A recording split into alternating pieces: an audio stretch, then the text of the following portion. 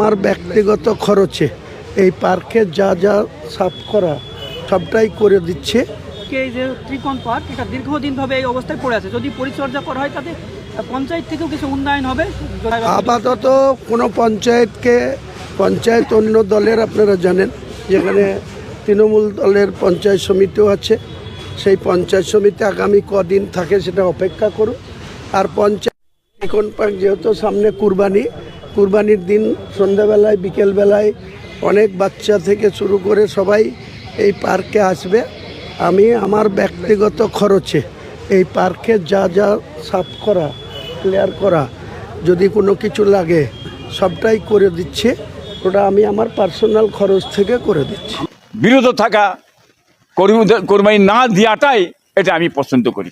দেখেন, বিজেপি সরকার আসার পরে মানুষের একটা ধ্যান ধারণাটা আলাদা আছে। মানুষ এই বিজেপি সরকারকে ভোট দিয়েছে কেন? একটা জায়গায় অত্যাচার, জুলুম, রাহাজানি, খুন খারাপি, মার, প্রশাসনকে গুন্ডারা সামনে রেখে লুটতরাজ করেছে। সে অত্যাচার থেকে বাঁচার জন্যে মানুষ আজকে হিন্দু মুসলমান উভয়ে বিজেপিকে ভোটটা দিয়ে দিয়েছে। কিন্তু এই বিজেপি সরকার আসার পরে যদি এখানে নতুন করে মানুষের ভাঙচুর হয়, ক্ষতিগ্রস্ত হয়, ব্যবসা বাণিজ্য ক্ষতি হয়ে যায়, তার লাভটা কি হলো? এখন তো বাংলার মানুষ চাইছে বিজেপি সরকার এসেছে, কিন্তু বিভাজন সরকার বা বিভাজনের রাজনীতি করবেন কেন? মসজিদ নিয়ে, মাদ্রাসা নিয়ে, ঈদের নামাজ নিয়ে এসব করবেন কেন? এই বিজেপি সরকার এসছে, এনারা শিল্প, কর্ম, চাকরি, কৃষি, মানুষের উন্নয়ন হবে, মানুষ দুটো কাজকাম করে মেহনত করে খাবে, পায়ে দাঁড়াবে, এটাই বাংলার মানুষ চায়।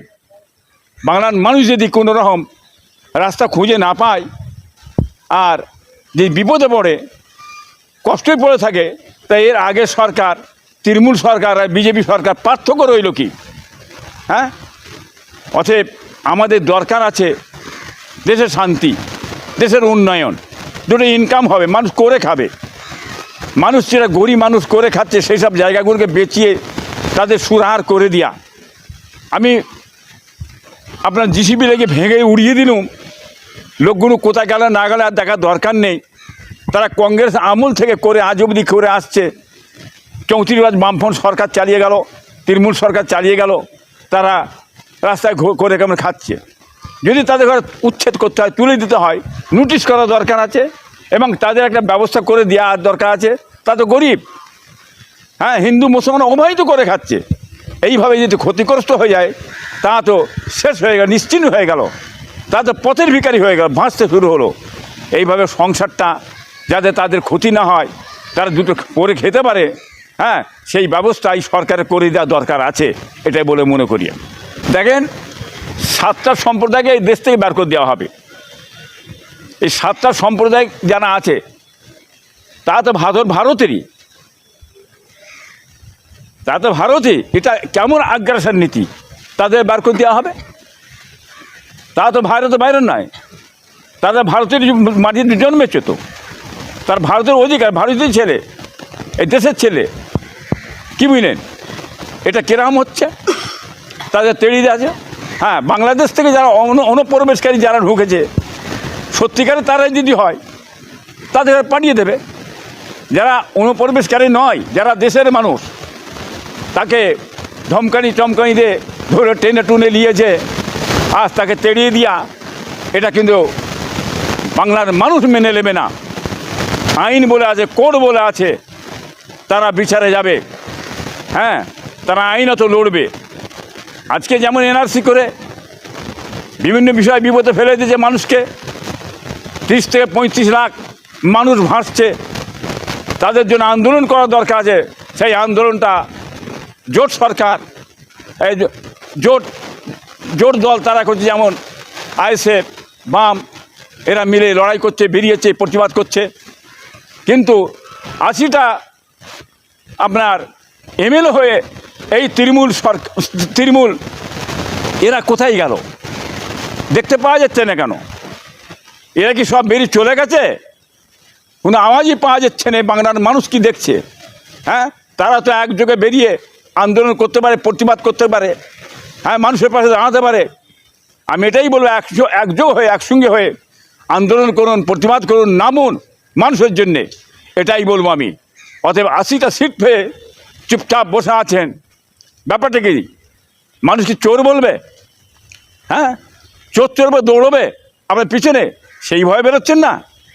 হ্যাঁ, আপনি তো নিয়ে এলেন, তৃণমূলই তো নিয়ে এসেছে সামনে, বিজেপিকে ফন্ডে নিয়ে লড়াই করব, হ্যাঁ বলে তো ঢুকিয়ে দিলেন। খাল কেটে কুমির ঢুকিয়েছে, খাল কেটে কুমিরটা ঢুকিয়েছেন মমতা ব্যানার্জি সাহেব।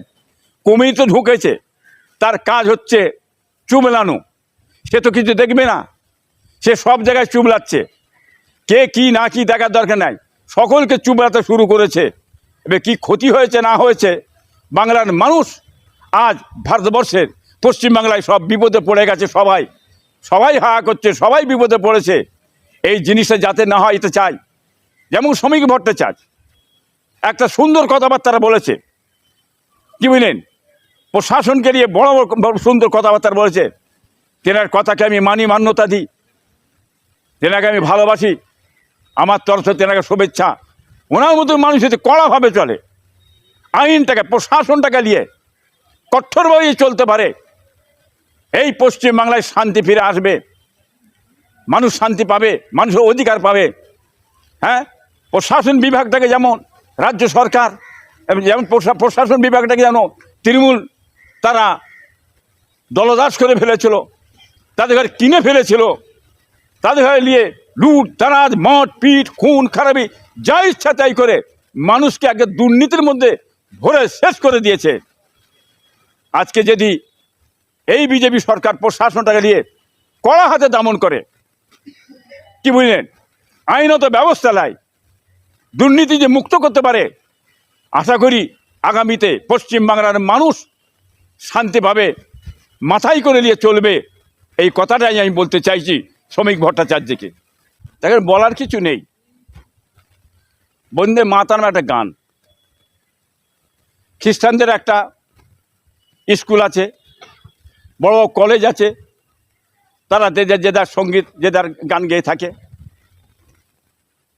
হিন্দু ভাইরা বন্দে মাতারাম বলে।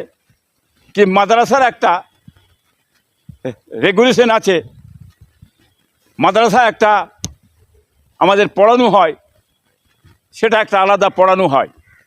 জোর করে লেসে যদি মাদ্রাসার উপর চাপিয়ে দেন, এটা কিরকম কথা?